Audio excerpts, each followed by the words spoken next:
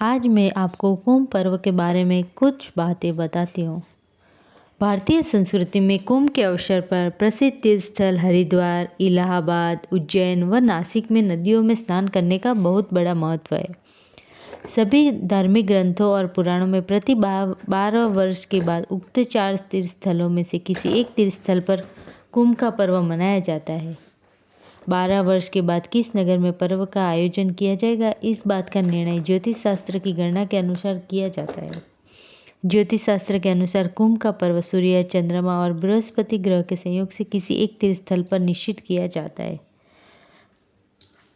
12 वर्ष के बाद महाकुंभ और 6 वर्ष के बाद अर्ध कुंभ का पर्व मनाया जाता है। कुंभ के पर्व अवसर पर तीर्थयात्री, साधु, सन्यासी व श्रद्धालु स्त्री पुरुष पवित्र नदी में स्नान करने के साथ साथ दान पुण्य, व्रत उपवास भी करते हैं। महाकुंभ में पौष पूर्णिमा के स्नान के बाद मकर संक्रांति, मौनी अमावस्या और बसंत पंचमी को भी नदी में स्नान का विशेष महत्व होता है।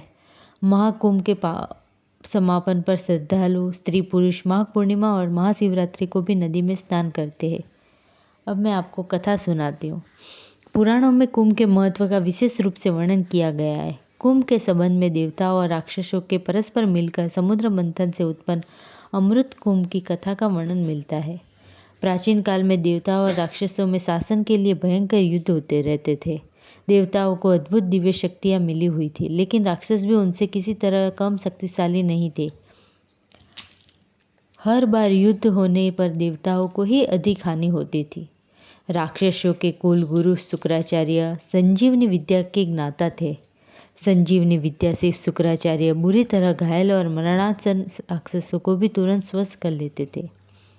बार बार युद्ध में पराजित होने और भारी हानि उठाने के बाद देवताओं ने विचार विमर्श करके राक्षसों के साथ मिलकर समुद्र मंथन की योजना बनाई।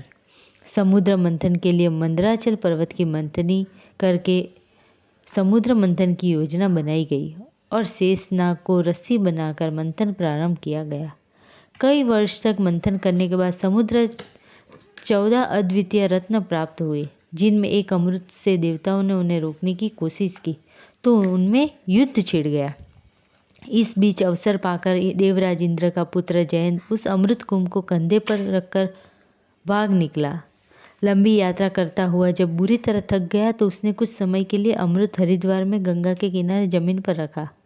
अमृत कुंभ जमीन पर रखने और फिर उठाकर आगे चलने के प्रयासों में कुंभ से कुछ अमृत की बूंदें वहां छलक गई और वहां 12 वर्ष के अंतराल में महाकुंभ का पर्व मनाया जाता है।